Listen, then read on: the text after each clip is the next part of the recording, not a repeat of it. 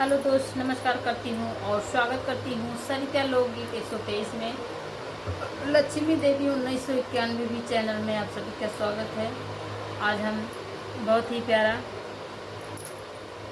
विवाह ललनवा गीत सुनाने जा रही हूँ। अगर गीत अच्छा लगे तो लाइक शेयर कमेंट जरूर करना और ज़्यादा से ज़्यादा शेयर करना। बहुत ही प्यारा गीत है, आप लोग ज़रूर सुनिएगा एक बार। लीजिए, आप लोग सुनिए और कमेंट करके बताइएगा कैसे लगा और इस गीत का आनंद लीजिए। मेरा गला नहीं चल रहा है। राजा जनक जी के घनी बसवरिया रे, घनी बसवरिया रे, परी फूली भैले कच नर रे लाला नामा रे, परी फूली भैले कच नर रे लाला नामा। राजा जनक जी के घनी बफुलावरिया रे, घनी फुलावरिया रे, फरी फूली भैले कच नर रे लाला नामा रे, फरी फूली भैले कच नर रे लाला नामा। वही फुलावरिया में शिव के मंदिरवा रे, शिव के मंदिरवा रे, सीता पूजन कर जाई रे लाला नामा रे, सीता पूजन कर जाई रे लाला नामा। चरे सखी आगे हो, चर सखी पीछे अरे, चारी सखी पीछे अरे, बीचवा में सिया सुकुमारी रे लाला नामा रे, बीचवा में सिया सुकुमारी रे लाला नामा। शिवजी का पूजी जब लौटई सीतला रानी, लौटई सीतला रानी अरे, देखई दुई राजकुमार रे लाला नामा रे, देखई दुई राजकुमार रे लाला नामा। रामा लखन फूल चुनी चुनी तोड़ई अरे, चुनी चुनी तोड़ई अरे, सीता जी पूछिए का बात रे लाला नामा रे, सीता जी पूछिए का बात रे लाला नामा।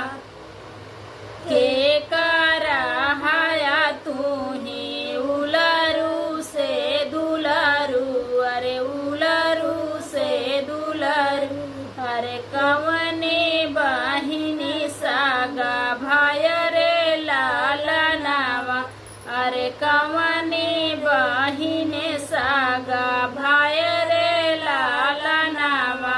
के करे घर में तू ही बियाहला बाट्या रे, बियाहला बाट्या अरे, कहावा पाड़ेला ससुर रे लाला नामा अरे, कहावा पाड़ेला ससुर रे लाला नामा। राजा दशरथ कही उलरू से दुलरू अरे, उलरू से दुलरू अपने बहिन सागा भाई रे लाला नामा अरे, अपने बहिन सागा भाई रे लाला नामा।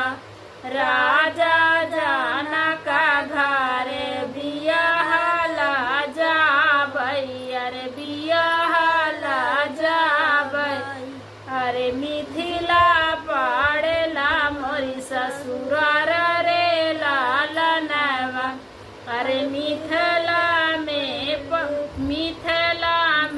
मोरी ससुर रे लाला नामा। यतनी बचन जब सुनली सीता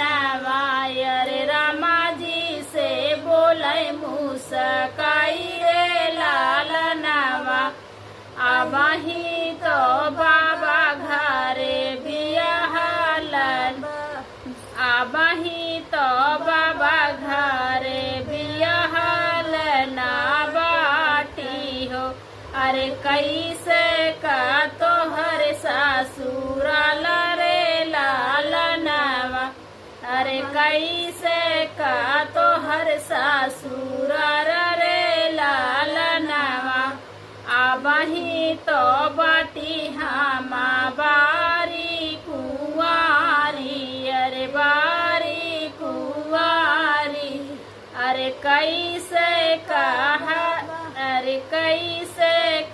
स्वामी हमारा रे लालनवा अरे कैसे का स्वामी हमारा रे लालनवा कुसयवा छता लैके बाबा संकल पई अरे बाबा संकल पई अरे तब हो बे स्वामी हमारा रे लालनवा अरे तब हो गया स्वामी हमारा रे लालनवा इतना वचन जब सुने हैं श्री रामचंद्र अरे सुने श्री रामचंद्र अरे सीता के देखी मुस्काई रे लालनवा अरे सीता का देखी मुस्काई रे लालनवा अपने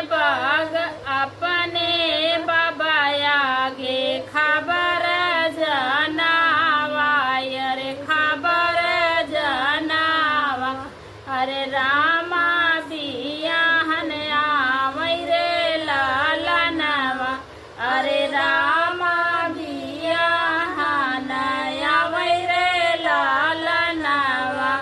ये लालनवा गीत कैसे लगा आप लोग जरूर बताइएगा। जैसे कारण वाला गीत है। फिर मिलते हैं अगले वीडियो में, तब तक के लिए बाय बाय।